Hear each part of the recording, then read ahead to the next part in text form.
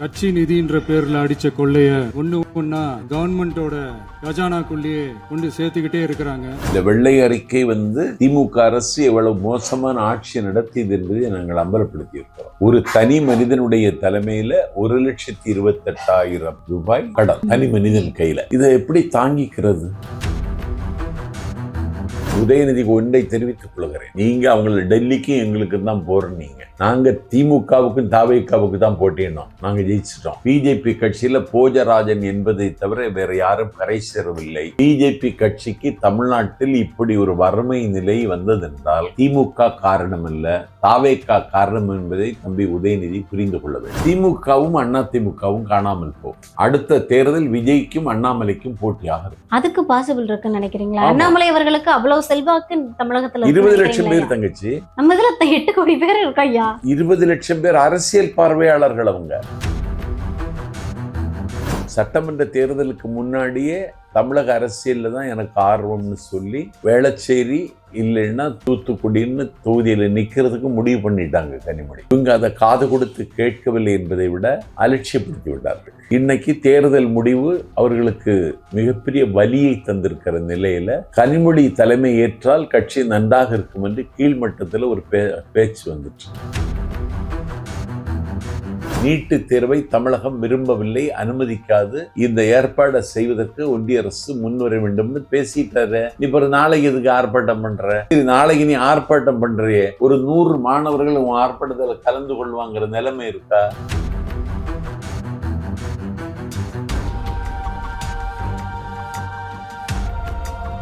Personal loan வேணுமா? Documents இல்லாம 10 நிமிஷத்துல 15 லட்சம் வரை பணம். பூனாவாலா ஃபின்கார். கீழுள்ள லிங்க் மூலம் இப்போதே விண்ணப்பியுங்கள். இப்போ விஜயபாஸ்கர் அவர்களுடைய வருகையை பத்தி பேசும்போது நீங்க ஒரு விஷயம் சொன்னீங்க.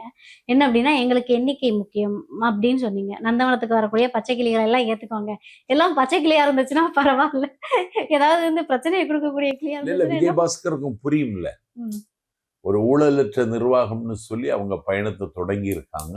கண்டிப்பா நம்மளும் அங்க போய் சேர்ந்தா நமக்கும் அதே மாதிரி அவர்களோடு ஒத்து போக வேண்டும் என்கிற உணர்வு அவருக்கு புரியும். அவர் ஒரு டாக்டர் வேற.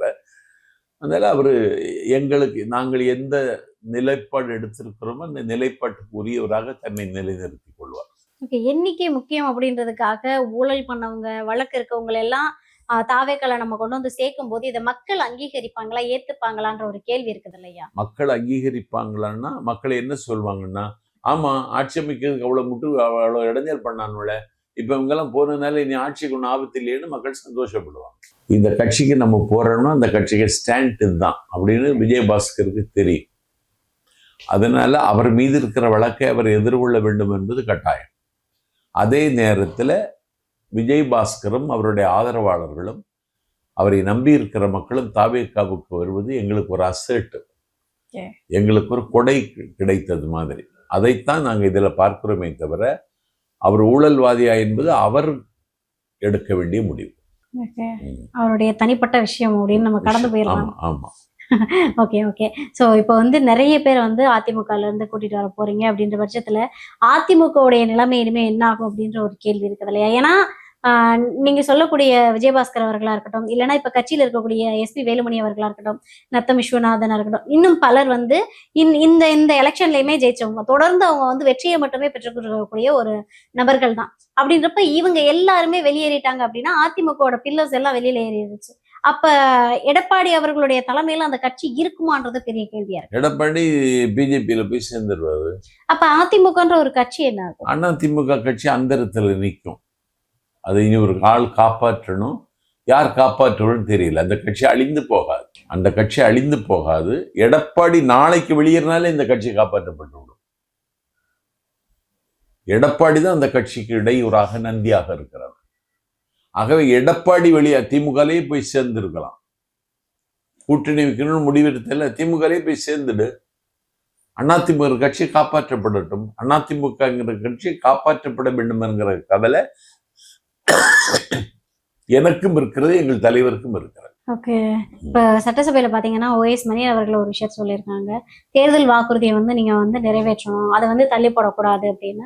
ஏன்னா பல்வேறு எதிர்க்கட்சிகளுமே வந்து என்ன சொல்லிட்டாங்க, வெள்ளை அறிக்கை வெளியானதுக்கு அப்புறம் இவங்க வந்து தேர்தல் வாக்குறுதியை வந்து இமீடியட்டா நிறைவேற்ற மாட்டாங்க, ஏன்னா வந்து இங்க கடன்ல இருக்கு தமிழகம், அதனால எங்களால உடனடியா நிறைவேற்ற முடியாது அப்படின்னு சொல்றதுக்காக தான் இந்த வெள்ளை அறிக்கை வெளியாயிருக்கு இப்போ அப்படின்னு பலரும் வந்து ஒரு குற்றச்சாட்டை வைக்கிறாங்களே. இந்த வெள்ளை அறிக்கை திமுக அரசு எவ்வளவு மோசமான ஆட்சி நடத்தியது என்பதை நாங்கள் அம்பலப்படுத்தி இருக்கிறோம்.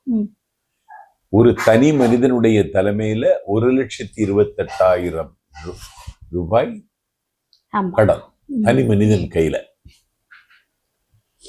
இதை எப்படி தாங்கிக்கிறது? அரசியல் புரசலா 10 லட்சம் கோடி கடன் 10 லட்சம் கோடி கடன் பேசிட்டு இருந்தோம் நீங்களும் நானும். 13 லட்சம். இன்னைக்கு அந்த துறை அமைச்சர் என்னுடைய நல்ல நண்பர் மரிய வில்சன் அறிவார்ந்த தளத்தில் இயங்குகிற ஆற்றலாள். அவர் 13 லட்சம் கோடின்னு அறிவித்திருக்கிறார். திமுக ஆடிப்புச்சு. ஒரு பெரிய பெரிய எக்ஸ்பர்ட் மாதிரி தன்னை காட்டிக் கொள்ளுகிற தங்கம் தென்னரசு கூட இது சொல்லல. இன்னைக்கு சொல்லிட்டாரு எங்க தலைவர். அப்ப என்ன செய்யணும்? இதை எப்படி சரிப்படுத்துவது என்பதுல அது பட்ஜெட்ல தெரிஞ்சிடும்.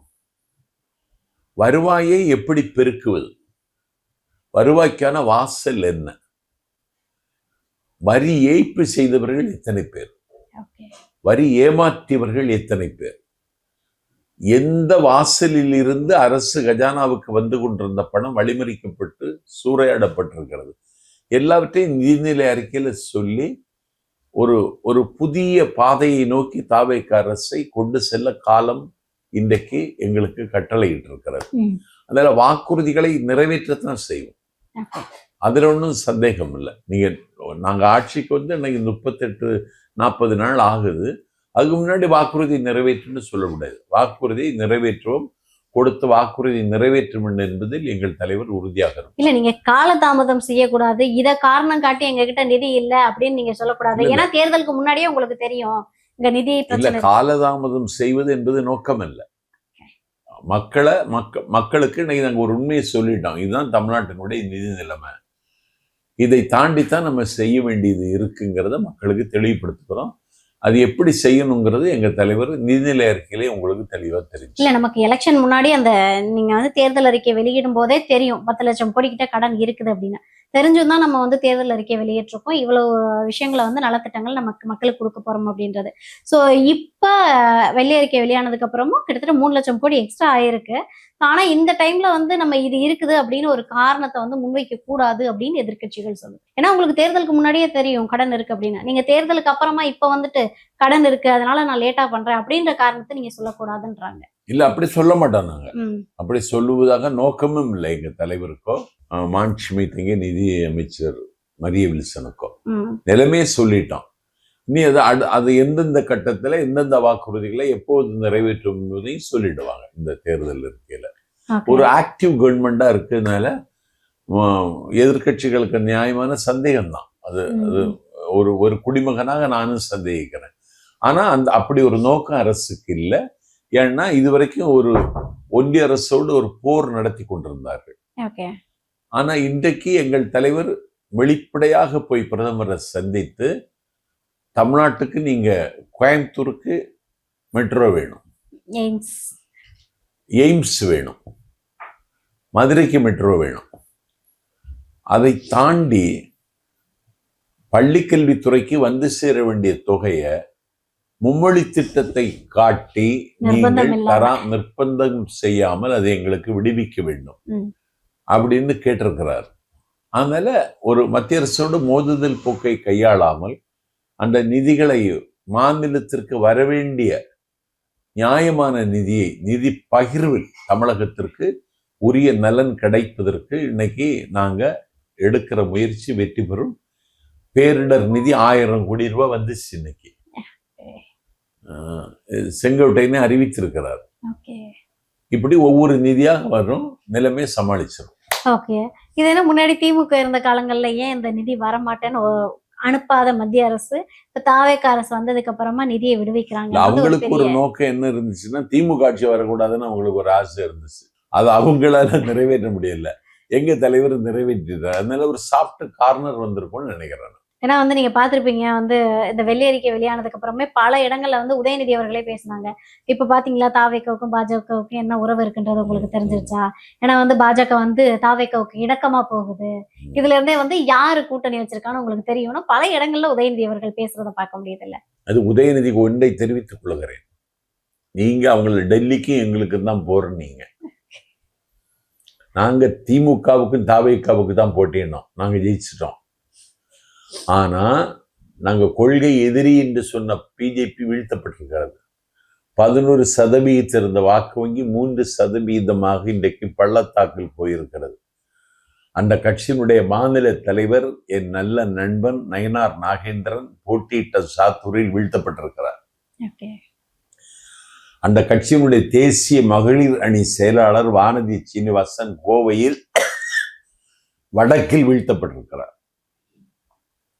அந்த கட்சியினுடைய பிரபலமான முகம் என்று அறியப்படுகிற தமிழிசை சவுந்தரராஜன் மயிலாப்பூர் களத்தில் வீழ்த்தப்பட்டிருக்கிறார்.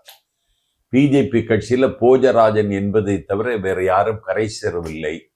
பிஜேபி கட்சிக்கு தமிழ்நாட்டில் இப்படி ஒரு வறுமை நிலை வந்ததென்றால் திமுக காரணம் அல்ல, தாவேக்கா காரணம் என்பதை தம்பி உதயநிதி புரிந்து கொள்ள வேண்டும்.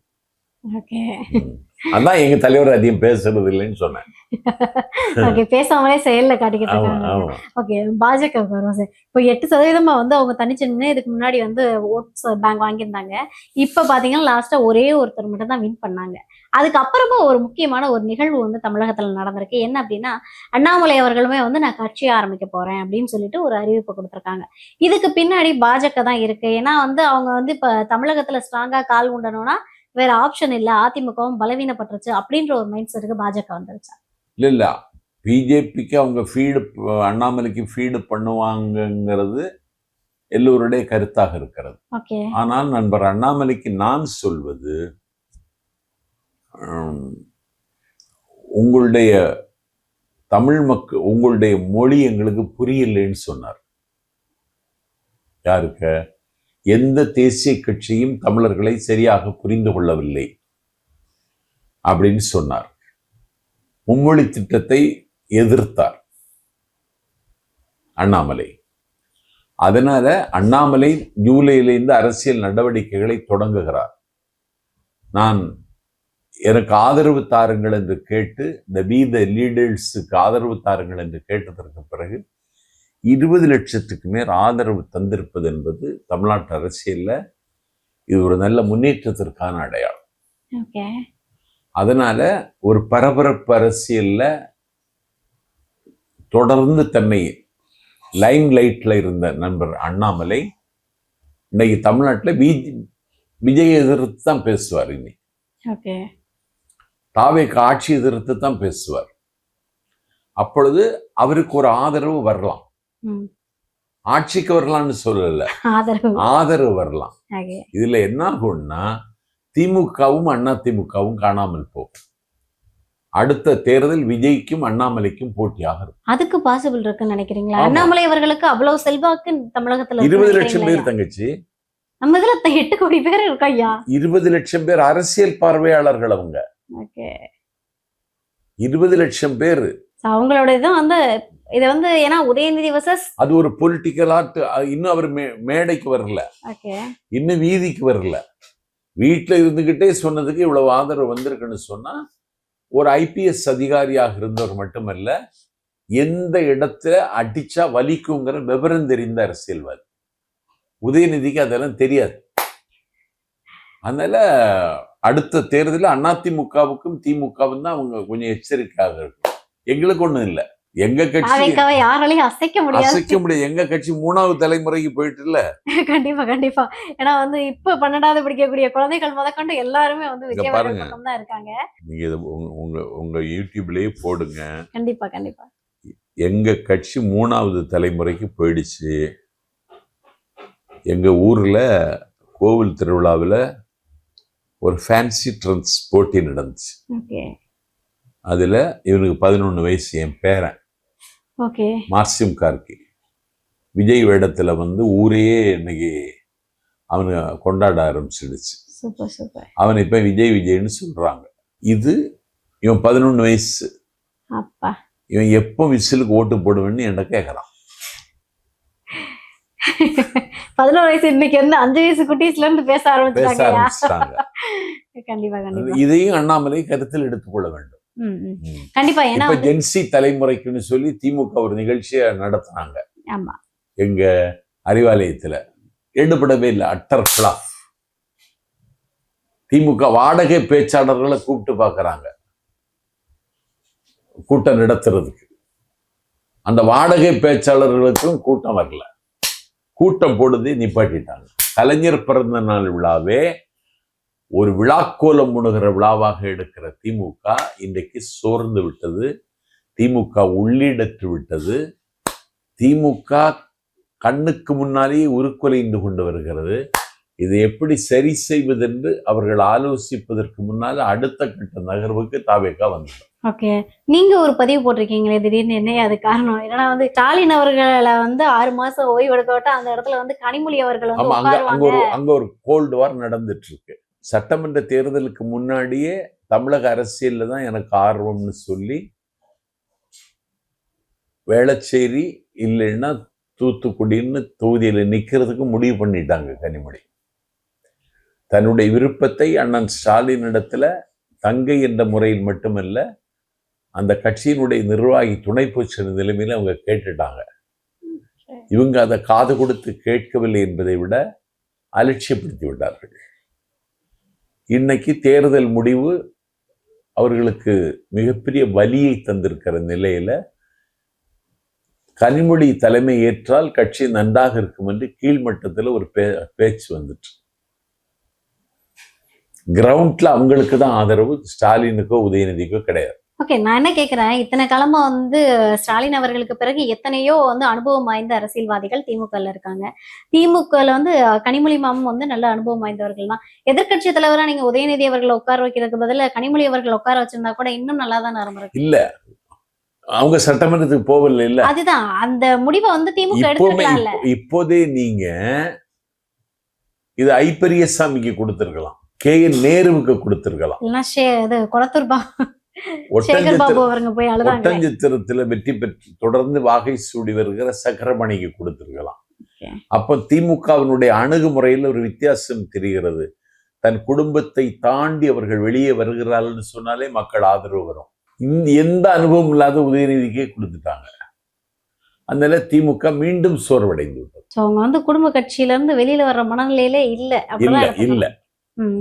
ஓகே, ஸோ இப்பவும் நீங்க இப்போ டிவியில் ஒரு நியூஸ் பார்த்தீங்கன்னா, இன்னுமே அந்த தேசிய கீதம் வந்து ஏன் இருமுறை பாடப்பட்டதுன்னா உதயநிதி அவர்கள் வந்து தொடர்ந்து கேள்வி எழுப்பிக்கிட்டே இருக்காரு. 3 நாள் சட்டமன்றம் நடந்தது, இப்போ இன்னைக்கு மீண்டும் 3வது நாள் நடந்துகிட்டு இருக்கு. இன்னைக்கும் அதே கேள்வியை தான் வந்து முன்னெடுத்திருக்காங்க. ஏன் தேசிய கீதம் வந்து சட்டசபையில 2 முறை பாடப்பட்டது அப்படின்னு. அதனால என்ன இப்போ அதுதான் திரும்ப அவங்க வந்து கேள்வியே கேட்கறாங்க. ஏன்னா வேற பிரச்சனை இல்லைன்னு நினைக்கிறேன். அவங்க எவ்வளவு கேள்வி கேட்க வேண்டியது இருக்கு. ஏன் இதை போய் கேட்டுட்டே இருக்காங்க? நாங்க வந்து தமிழ்தாய் வாழ்த்துக்கு முன்னுரிமை வேணும்னு கேட்ட முன்னுரிமை தந்தாச்சு. தேசிய 2 முறை பாடப்பட்டதுல என்ன குறைஞ்சு போகும்? இதை ஏன் உதயநிதி ஒரு பிரச்சனை ஆக்கணும்? பேச வேண்டிய பிரச்சனைகள் நிறைய இருக்கு, ஏன் பேச மறுக்கிறாரு? நீங்க என்ன 3284 கோடி ரூபாய் விடுவிக்கணும்னு சொன்னீங்களே, அதை விடுவிக்கிற மாதிரி மத்திய அரசுக்கு நோக்கம் இருக்கிறதானாவது கேட்டிருக்கலாமே. நீங்க வந்து கோயம்புத்தூருக்கு வந்து எய்ம்ஸ் ஆஸ்பத்திரி வேணும்னு கேட்டீங்களே, அது பற்றி உங்களுக்கு ஏதாவது தகவல் வந்ததான்னு கேட்டிருக்கலாமே.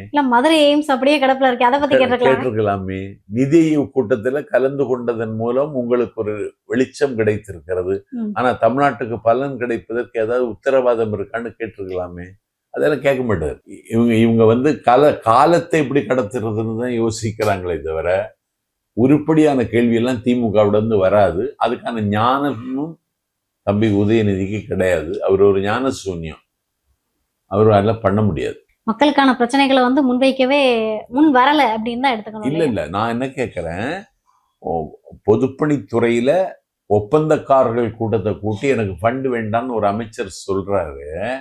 இதை பாராட்டி இருக்க வேண்டாமா எதிர்கட்சி தலைவர்? பள்ளி ரினியூவல் பண்றதுக்கு எனக்கு ஃபண்ட் வேண்டாம்னு ராஜமோகன் சொல்லுகிறாரு. இது நல்ல முயற்சி, இதெல்லாம் நாங்கள் செய்திருந்தா நாங்க வெற்றி பெற்றிருப்போம்ங்கிற ஆதங்கத்தையாவது வெளிப்படுத்தி இருக்கலாமே. எவ்வளவு பேச எவ்வளவு இருக்கு. இல்ல அவங்க ஏன் தோல்வியை தழுவணும் அப்படின்றதுக்கான ரீசனை இப்போ வரைக்குமே அவங்க சரியா யோசிக்கல. யோசிக்கல. So, யோசிச்சிருந்தாங்கன்னா எதிர்க்கட்சி தலைவர் அமர இப்ப வச்சிருக்க நீட்டு மாட்டாங்க. தேர்வுக்காக நாளைக்கு போராட்டம் பண்றாங்க. இதுக்கு தாவேக அரசுக்கு என்ன சம்பந்தம் இருக்கு? எங்க தலைவர் நிதி ஆயோக் கூட்டத்திலே பிரதமரை சந்தித்த பொழுது தெளிவா சொல்லிட்டார். 12ஆம் வகுப்பு தேர்வில் வாங்குகிற மதிப்பெண்ணை வைத்துத்தான் மாணவர்கள் மருத்துவ கல்வி பயிலுவதற்கான சூழல் செய்து தர வேண்டும். நீட்டு தேர்வை தமிழகம் விரும்பவில்லை, அனுமதிக்காது. இந்த ஏற்பாடை செய்வதற்கு ஒன்றிய அரசு முன்வர வேண்டும்னு பேசிட்டாரு. நீ இப்போ நாளைக்கு எதுக்கு ஆர்ப்பாட்டம் பண்ற? சரி, நாளைக்கு நீ ஆர்ப்பாட்டம் பண்றியே, ஒரு 100 மாணவர்கள் உன் ஆர்ப்பாட்டத்தில் கலந்து கொள்வாங்கிற நிலைமை இருக்கா? நீ சென்னையில வழக்கமா கூலிக்கு ஆளு அழைச்சி நடத்துறீங்க, அந்த ஆட்கள் தான் வருவாங்களே தவிர நீட்டை பற்றியோ நீட்டினுடைய கொடுமையை பற்றியோ அறிந்தவர்கள் யாராவது வருவாங்களா? வரமாட்டாங்க. ஆகவே திமுக இதுல இருந்து எப்படி எந்த மருந்து சாப்பிட்டு பித்தம் தெளியும்னு அவங்களுக்கு தெரியல. அவங்க இனி அவங்கள பற்றி கவலைப்படுவதை விட அவங்கள பற்றி பேசுவதே வேஸ்ட்னு நான் நினைக்கிறேன். என்ன அப்படி சொல்றீங்க? எதிர்க்கட்சியா இப்போ இருக்கிறாங்க. அதுதான். அவங்க தொடர்ந்து வந்து இன்னுமே வந்து அவங்களுடைய தோல்வின்றத வந்து எதுக்கு நம்ம தோல்வியை அடைஞ்சோம் அப்படின்றத யோசிக்காம தாவேக அரசு இன்னுமே வந்து ரீல்ஸ் மனநிலையில தான் இருக்கு. அவங்க ரீல்ஸால தான் ஜெயிச்சாங்க அப்படின்ற ஒரு விஷயத்த மட்டும்தான் இன்னுமே திமுக சொல்லிக்கிட்டு இருக்குது. ஆமா, ரீல்ஸ் யார் விட்டா? நீ தான் முத நாள் கருப்ப பாலஜி அணிஞ்சிட்டு வந்து வாயை தரைங்கன்னு சொல்லி ரீல்ஸ் விட்ட. எங்க தலைவர் அதை கண்டுக்கிடவே இல்லை. நீங்க தான் ரீல்ஸ் பண்ணி அதாவது செய்ய முடியுமான்னு பாக்குறீங்க. நாங்க ரீல்ஸ் கிடையாது, நாங்க ரியல். நீங்க இன்னும் சோஃபா மாடல்னே சொல்றீங்க, நாங்க சோஃபா மாடல் தான். S for skill. கேட்டீங்களா? O for organisation, F for fight, A for attitude. நாங்க சோஃபா மாடல் தான். சமூக நீதி அமைச்சர் வன்னியரசு அவர்கள் வந்து இந்த சோஃபாவுக்கு ஒரு விளக்கம் கொடுத்திருந்தாங்க. ஆமா, ரொம்ப அழகா கொடுத்திருந்தாங்க. சோசியல் ஜஸ்டிஸ் அப்படின்னு சொல்லிட்டு ஒரு அழகான விளக்கத்தை கொடுத்திருந்தாங்க. சோ நீங்க அதுக்கு வந்து ஒரு அழகான விளக்கத்தை எஸ் நீங்க வந்து எஸ் ஃபார் ஸ்கில் எங்களுடைய திறமை. எஸ் ஃபார் ஸ்கில்னா ஆதவர்ஜன நடவடிக்கை அப்படி இருக்கு. பள்ளிக்கல்வித்துறை அமைச்சர் ராஜமோகனுடைய நடவடிக்கை அப்படி இருக்கு. கீர்த்தனான்னு ஒரு சின்ன வயசு தங்கச்சி அவங்க தென்கொரியாவுக்கு போயிட்டு வந்து ஹூண்டாய்ட்ட பேச்சுவார்த்தை நடத்திட்டு வந்துட்டாங்க. கப்பல் கட்டுமான கேட்டேன், பிரமாதமா இருக்கு. ஏற்கனவே ஒரு தொழில்துறை அமைச்சர் இருந்து உலகம் பூரா சுத்தி நாட்டு வரிப்பணத்துல மஞ்சள் குளித்து ஜாலி அனுப்பிச்சுட்டு வந்தேன். நீ போய் பண்ணிட்டு வந்துட்டே தங்கச்சி, வாழ்த்துக்கள்னு சொன்னா. அவ இன்னும் சொன்னான், ஆனா நான் சிவகாசி தொகுதியில ஜெயிச்சிருக்கேன், இங்க பிரச்சனையே பட்டாசு தான். 6000 கோடிக்கு பட்டாசு வாங்குறதுக்கு டென்மார்க் கிட்ட பேச்சுவார்த்தை நடத்திட்டு இருக்கேன்னு சொல்றாங்களே, இதுதான் ஸ்கில். தாவேக அரசு வந்து ரொம்ப சிறப்பா செயல்பட்டுக்கிட்டு இருக்கு. சோஃபா மாடலுக்கே ஒரு புதிய விளக்கத்தை தாவேக சார்பா நிறைய பேர் நிறைய மாதிரி கொடுத்துட்டு இருக்கீங்க. இந்த நெகட்டிவையும் நாங்க பாசிட்டிவா கொண்டுதான் போவோம் அப்படின்னு ரொம்ப அழகா களத்தை இன்னும் எதிர்கொண்டுகிட்டு இருக்காங்க முதலமைச்சர் விஜய் அவர்கள். சோ மீண்டும் ஒரு நேர்காணல சந்திக்கிறேன். நன்றி. நன்றி, வணக்கம். பர்சனல் லோன் வேணுமா? டாக்குமெண்ட்ஸ் இல்லாம 10 நிமிஷத்துல 15 லட்சம் வரை பணம். பூனாவாலா ஃபின்கார். கீழே உள்ள லிங்க் மூலம் இப்போதே விண்ணப்பியுங்கள்.